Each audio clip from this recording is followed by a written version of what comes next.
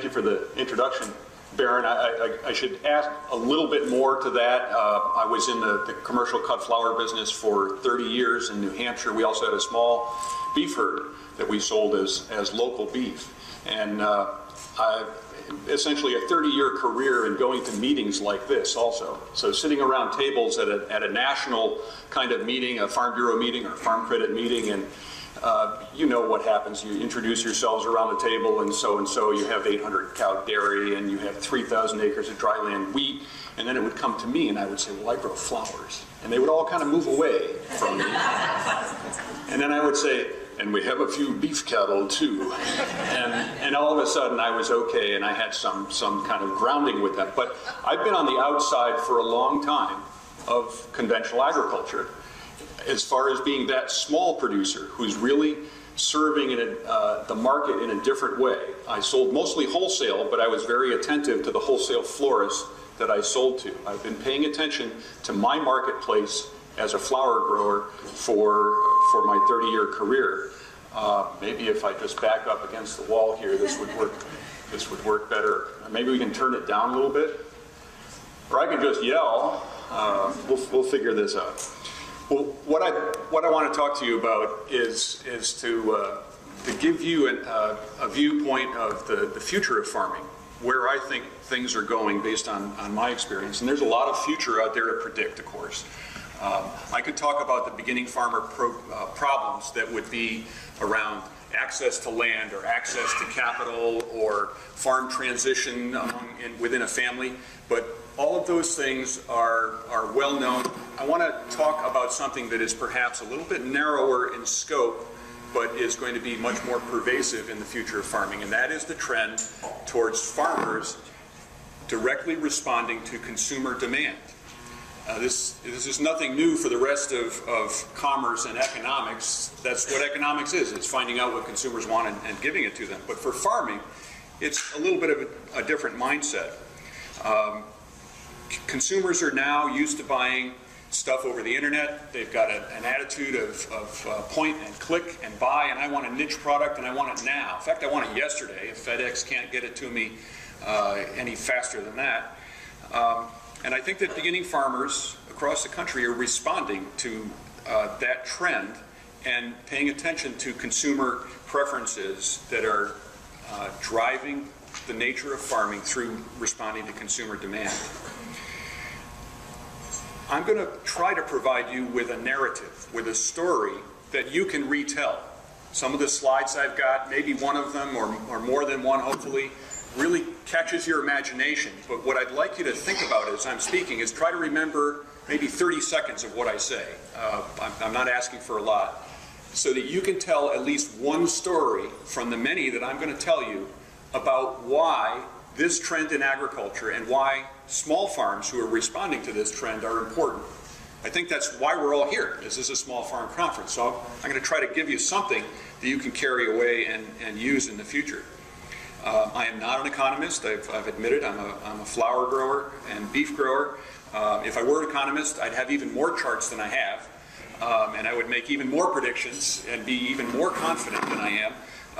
But by the time any of that gets carried out in a year or so, I'll be gone and you'll forget what I said anyway, so I don't have to worry about that.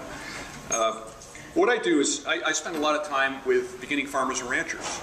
I travel around the country a lot. I speak a lot on business planning. Can you hear okay in the back? Yes. Okay. Speak a lot on business planning issues and generational transition issues. Well, thank you. That looks good. And I also talk to the loan officers who are lending to those beginning farmers, and their needs are different as they enter into a more retail-based agriculture.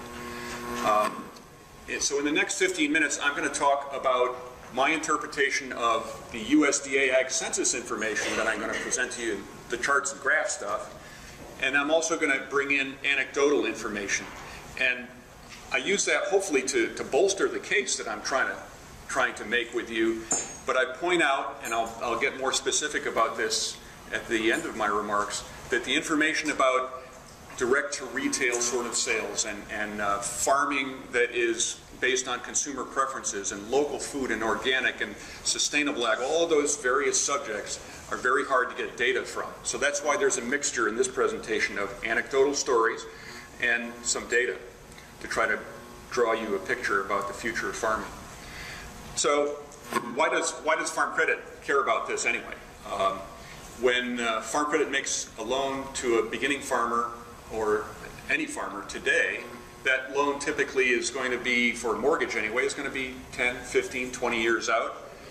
But that business plan that supports it is probably only 1 year or 2 years. We actually have more faith in you and your capacity to repay that loan than you do, because you can't tell us what you're going to be doing in 18 years or 20 years when that last payment is due. But we're pretty sure, based on your plan from this year, that you've got the skills to be able to perform on that over time. So we have to look ahead.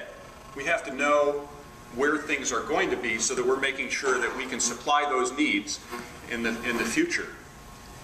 Be able to anticipate change and anticipate what the needs are going to be so that we don't begin a loan relationship and then end up some years down the road not being able to serve those needs of the folks that we are in that loan partnership with.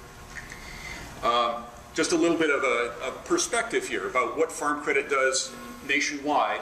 And you'll notice that young, beginning, and small are kind of spread out there. That's to discourage you from trying to add those together. Please don't do that, because you can be young and small, or small and beginning, and all those kinds of mixtures of things. So don't add it together. I just want to draw your attention to what's in red there. In the year 2011, Farm Credit nationwide made new loans, so new loans that happened in that year, of $9.6 billion. That amounted to about 62,000 or so beginning farmers. As a matter of perspective, FSA beginning farmer loans in 2011 would be more around 15,000 loans. Wow. I'm trying not to do that, I'm sorry. Must be my electric personality, right? Okay, I'm glad you're paying attention. So the point of this is that there's when you think about expanding or supplying the needs of small farms, it's not just about what FSA or a government program can provide. And it's not just about what Farm Credit can do, because there are a lot of commercial banks that collectively are doing a whole lot of lending also. I'd like you to think broadly about credit needs of beginning farmers. All right, so let's get to some new economic realities. This information comes from the USDA ARMS survey, Agricultural Resource Management Survey, and very broad-based view of what happens in the country with farms. And the point I want to make here is that a third of farm households have some other business other than farming that they operate. That could be something like diversifying on farm. That could be agritourism. It could be custom harvesting, using the machines that you have to harvest somebody else's property. It could be a farm stand. Another business enterprise that farmers do is off-farm business ownership, owning the auto parts store on Main Street. If you put those two together in 2007, last year for which we have Ag Census data, it amounted to $29 billion in gross farm household earnings. That is about a third of, well, put it another way. In that year of 2007, net farm household income overall was $95 billion. So this is about a third, again, what farmers are earning out of their farm operations. This is extremely important, this concept of having another business besides your farming business. And I'll try to flesh that out a little further by saying that in 2007, something very different happened. For the first time ever, custom work as the primary off-farm business, or primary diversification of a farm business, was replaced by direct-to-retail sales. This has never happened before. From the time that Ag Census started, the primary thing that farmers did, besides their farming business, was custom work.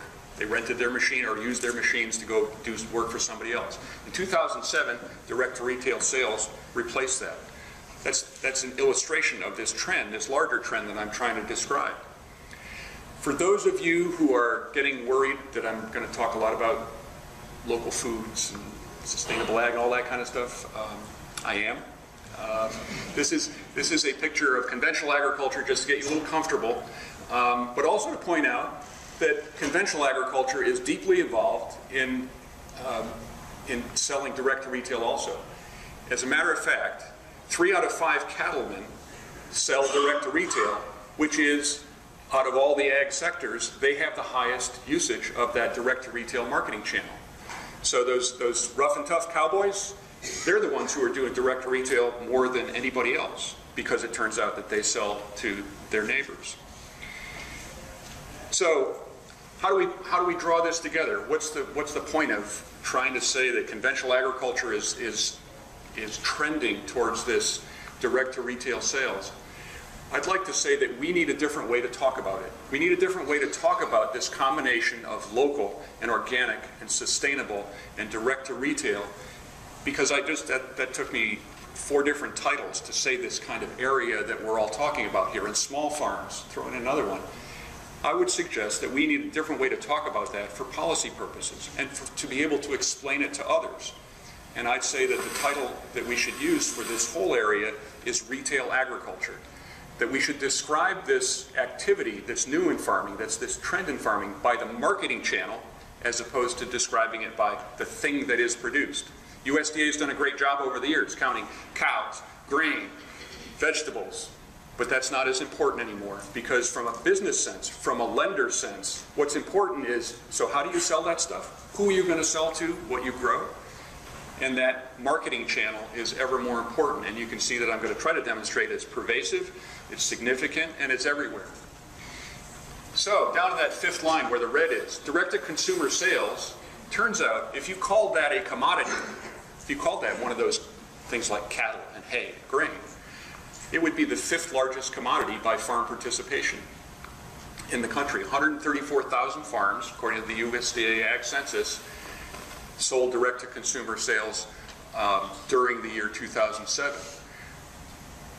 It's economically significant. No one would say that cotton and rice are unimportant to ag policy in the United States. In 2007, prices have changed since then, of course, but in 2007, cotton and rice sales, gross sales, were $7 billion, and if you combine organic, direct, and local, and there's a lot of overlap there, because remember our statistics aren't so good, and we tried to be conservative with this figure, it ends up being $8 billion. So why don't we pay attention to this? And I'd go back to that term, retail agriculture. If we talk about organic, it's a small number. Or direct to retail, it's a small number. Or local, we can't even find the number. But if we put it together and call it this one thing of describing the marketing channel of retail agriculture, we can come up with a number that is significant and impressive and begs addressing in policy for both our institutions like Extension and also at the federal level with USDA policy.